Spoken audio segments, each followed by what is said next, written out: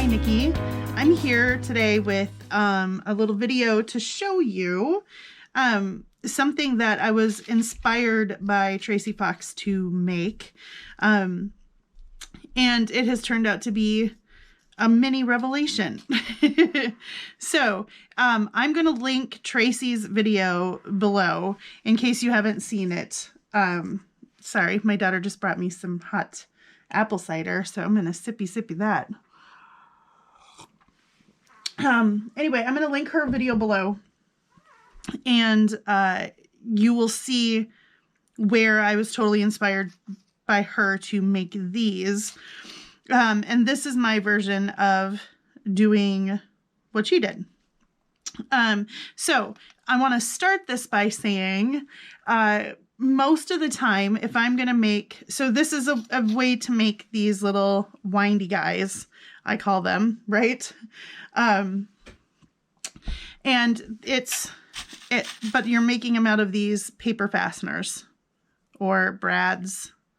People call them different things. But most of the time, if I'm going to use one of these or, you know, put it through, so like if I put it through a circle like this and I want to wind around it, I put a canceled eyelet on the back as a spacer, because you need some space to lift it off of the page a little bit so that you can wind easily around it without having to, you know, take your fingernail and peel it up and stuff. I'm going to show you what I mean. So like this, right? See how this winds around here? Usually I would put a brad down through this, a paper fastener through this, and behind it, underneath it, would be like a smashed eyelet, so that it would lift it up off the page so that I can easily wind around like this without having to pick it up with my fingernail. Well, what we are about to do, which is what this one is right here, solves that problem without having to cancel more eyelets, and it keeps it a little bit lower profile, so it's less bulk, because what I find when I smash the eyelet to put it behind things, it maybe makes it a little too tall and then it makes it extra bulky. But doing this actually works really well to keep it fairly low profile. Let's see if I can show you. So see how kind of close it is to the page, but it's still tall enough to easily wind around. So let me show you what this is right here after I like wind and unwind and unwind. It's just a brad on the back. You can see right there. And then on the front, let's see, oh, there we go, kind of more. You can see that it doesn't have the brad coming through it because we're going to enclose the head, I guess, of the brad inside of some paper. And Tracy was doing this. She had some very special, like specialized paper fasteners that had these big, like large round heads on them. And then she was just gluing right to them because she could glue onto that flat surface because it was a big round one. This kind of allows you to make all kinds of different shapes. So I'm going to show you, this is the standard round one right here. And so you can see it has paper on the back and on the front. And it's just, you can't see the head of it, because that's what's enclosed in there. And then, this is hard to show. See how you can just see ever so slightly though, kind of from the shadow, like where the actual head of the thing is enclosed in there? That's what causes it to just have just enough lift to keep it up off the page. Now, let me just show you. That's a round one. I've made some with my rip strips. So that's a rip strip one. Here's a layered rip strip one. Here's a cutout butterfly enclosure. This is a mushroom from my rip strips again. These are a couple using some of Tracy's like notebook, diary, some of her little words. I've made some more. Oh, here's one from her mini discs. This is a perfect kit for making these because it's a bunch of 1-inch punches, and it's in Tracy Fox's shop. And it's a whole page of little round embellishments with different little things in there. And the rest of these, oh, this is from her alphabets, Tracy's alphabets kit. So it's a bunch of letters, and that's what this one is. It's just I did some letters. This is from her round discs again. And then I just have a bunch of, so I went in my scraps. I just grabbed a few of my scraps. This works great for some of your smaller scraps because you only need a tiny little bit. So anyway, I'm going to set these aside over here. Oh, I'll show you here. Here I made an envelope with a butterfly one. So now you can go wind around the butterfly. So that's your brad, right? Your paper fastener. So these are super fun to make, easy to make, and they work really well. And it's a good stash buster. What I have my 1-inch punch, you could use whatever you want. You don't have to use a punch at all. Like I just, showed you, you can use strips of paper. You can cut out shapes. You could die cut shapes. This just is one of my favorite tools. I use this thing all the time. So this is a really good punch. And then your size. And if you do get Tracy's discs, this is the size. If you print them out, this is the size punch that you can use to punch those out. And then I always remove the little door thing, that slides in the end to like catch your scraps. I remove that because I like being able to see exactly what it is that I'm punching. So since I am working on a design team project for Tracy Fox right now, I have brought out a couple of pieces from her grungy wallpaper swatches. This is one of the kits that I am working with right now. So I am going to make a few of these because I have need for a few windy guy closures. And so I'm going to show you how I do it. And again, here's what I like being able to choose. So you can kind of select an image. For the top, you need 2 pieces for each one. These are just out of my scraps, so we'll use some of those scraps as the bottom piece. But I get to kind of pick here what I want for the top piece. So I like this flower, so we'll do that as one. Here's another pretty flower. So we'll do that. And let's just do some of this green leafiness. That's kind of nice. And then I'm going to cut, because I want to get the middle of one of these little rosette things here.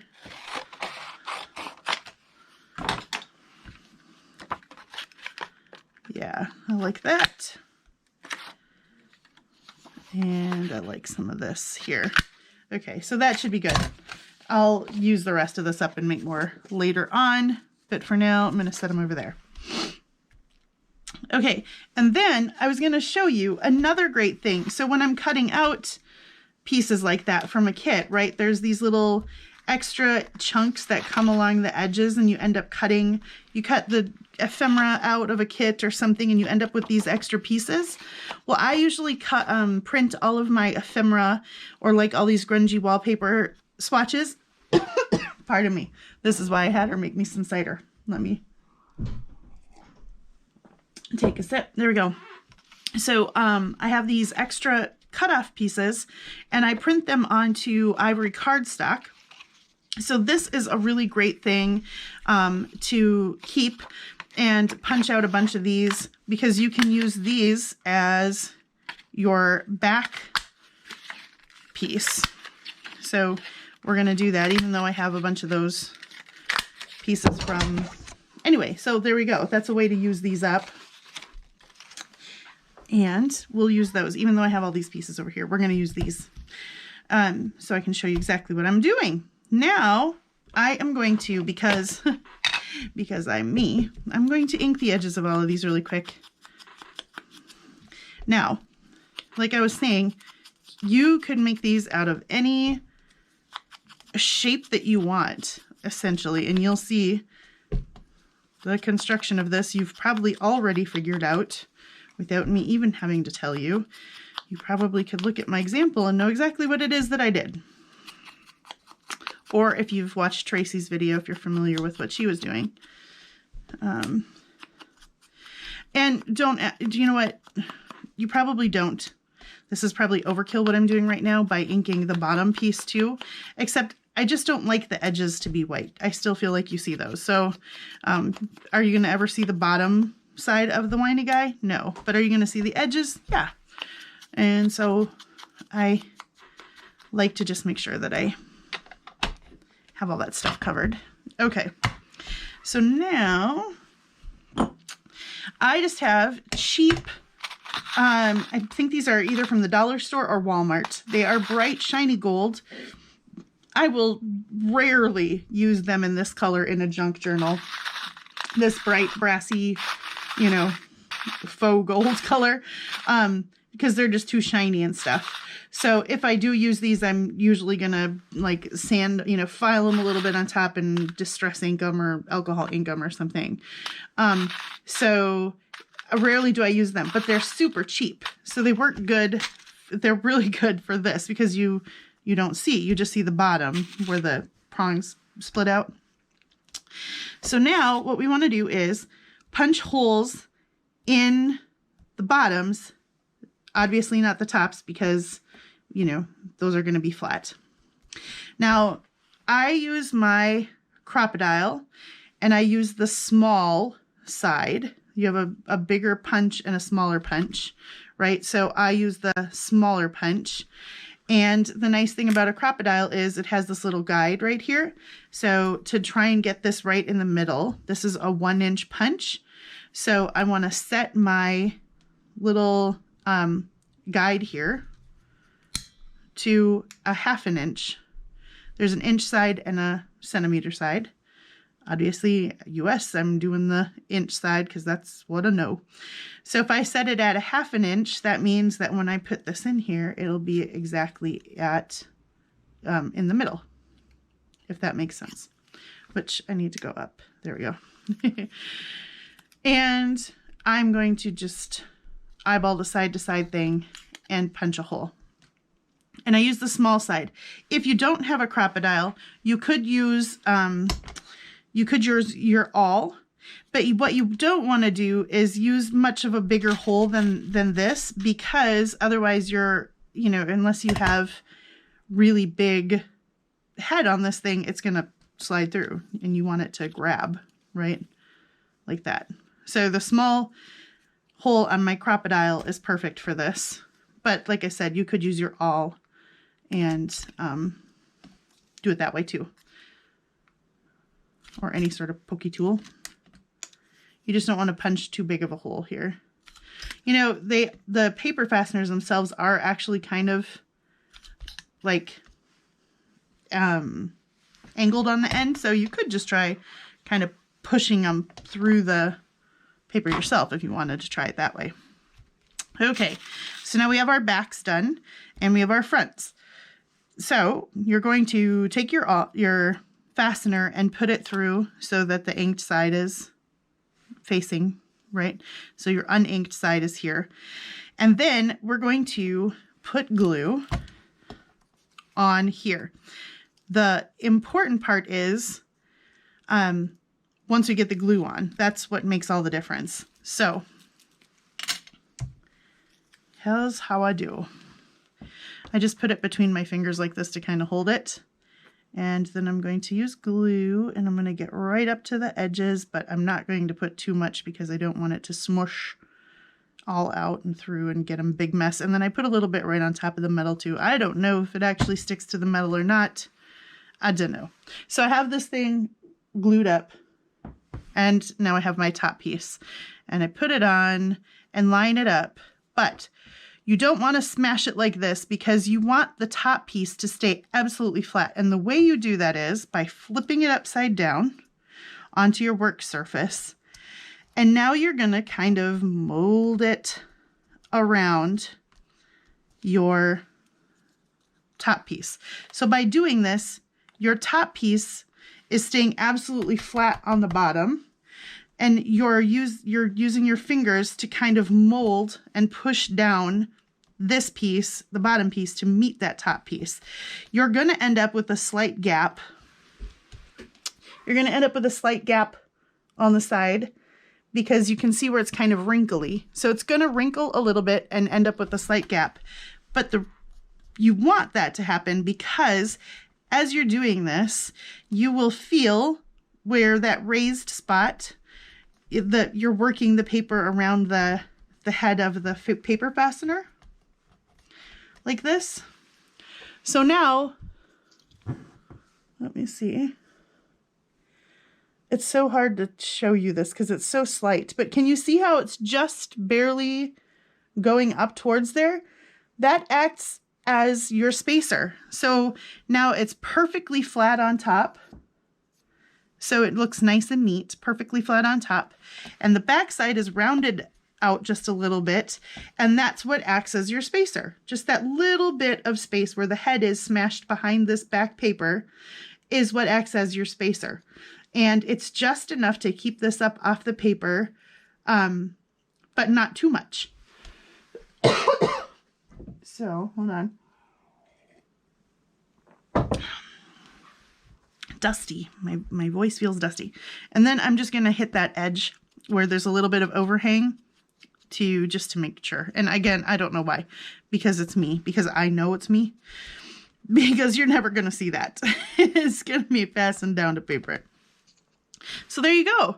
Then you have this perfectly lovely little windy guy, and you can make it match to anything that you are working on, any kit that you're working on, or it's a great way to use up scraps and just have a whole bunch of extras.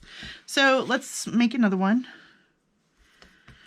So inked side down and put your clip through. And then we're going to put some glue down.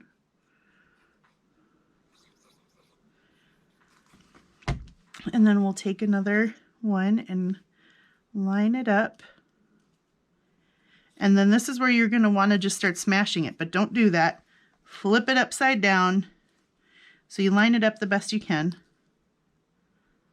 And then carefully try to, there we go.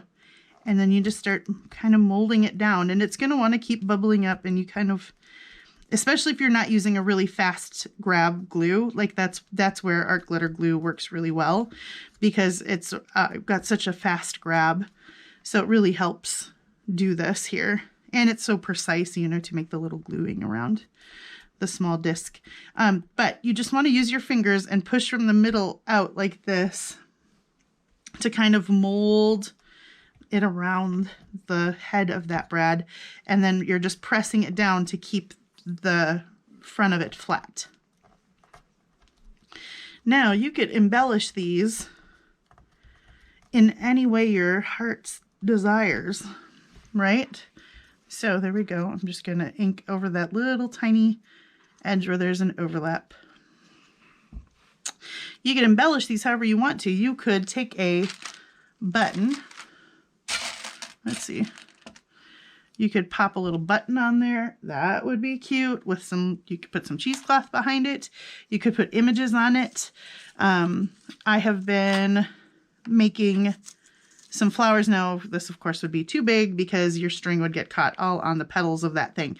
But if you had just the smallest layer of that or something, you could put a little flower on there. If you're working with specific images from a specific kit, you could put those on there. Excuse me. But now they totally match what you're doing. I even pulled out some like of my vintage stamps. I was like, you could do a vintage stamp one. And then the way you would do something like that, pardon me, the way that you would want to do something non-circle, let's do a non-circle one. So we'll put those over there. I will finish those later. And let's get this paper back out. So I'm just going to cut a roughly the size of my stamp like that, because I can trim around that later. Now a stamp, this will be interesting because this is fairly thin, but it should still work. I'm going to put a hole. I'm going to pop a hole through here.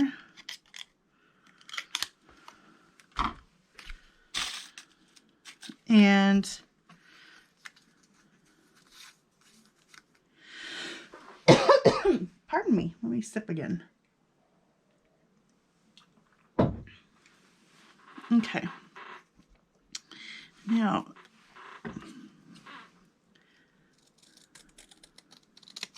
I'm just going to trim.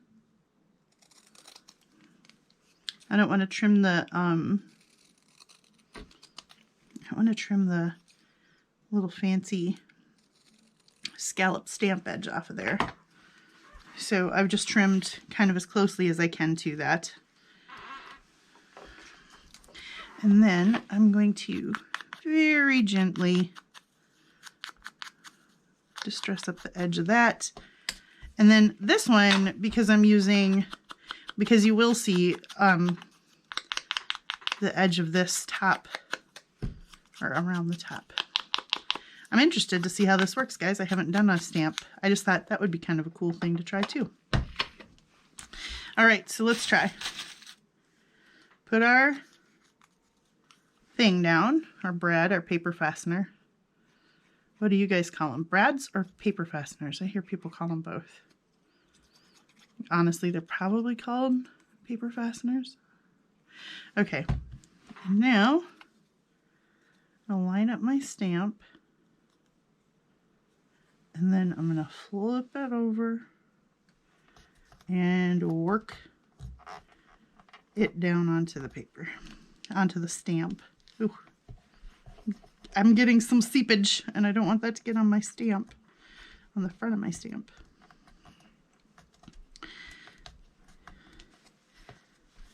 Oh goodness, guys.